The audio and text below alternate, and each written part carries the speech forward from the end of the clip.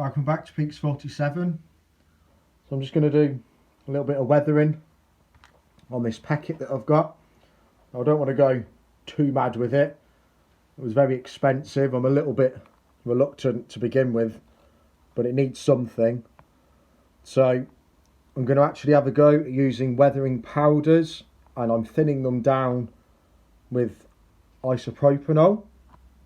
And then I've got a clean lid of isopropanol as well, and I'm going to use some cotton buds and some paintbrushes, and I'm just going to try and just grubby it up a little bit. So I'm probably going to start with some black, just try put some streaks in places, perhaps a bit of white here for the whistle, and then I may get the airbrush out as well and try and give it a bit of a white dusting, because obviously this is going to be living on the stone quarry. So I'm probably going to dry brush all the rods and stuff down here. I don't really want to put the airbrush anywhere down here. I may have to, but I'm just trying to avoid having to get any overspray and worry about cleaning any of these pickups. So I'm going to start off with the black. So I've got little pots here. And I've got some black soot from WWS that I'm going to use. And I've just got this stick that I'm just going to use just to spoon a little bit in. And before we go on to the model, I've got this plastic spreader card which is going to give me the idea of the consistency. So I'm just going to mix it up, and straight away that gives you that sort of paint look. And then on the spreader card, just going to brush it on and just see what the consistency is like. Obviously with it being isopropanol, it wipes off dead easy. So that's now giving me the idea. As you can see, that drying, that's a very subtle smears.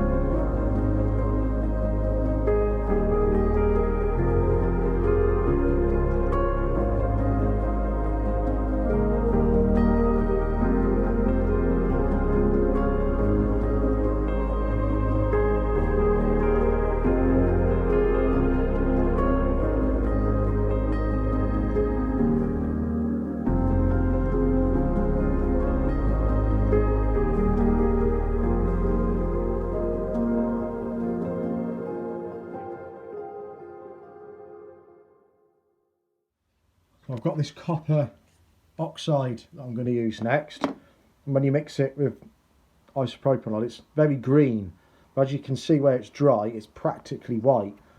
So I think that really is going to be ideal for what I need.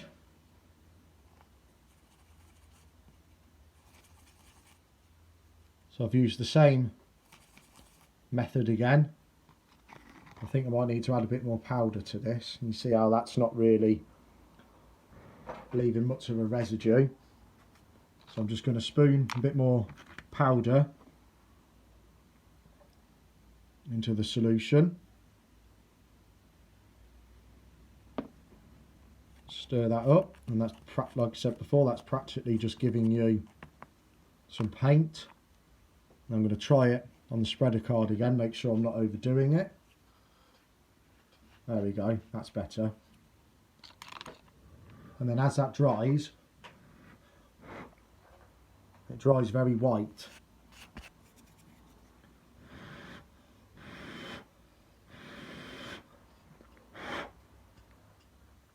You can see now where it's drying, it's practically white, which is ideal to give me that limestone sort of dust. So I'm going to concentrate this a little bit lower down.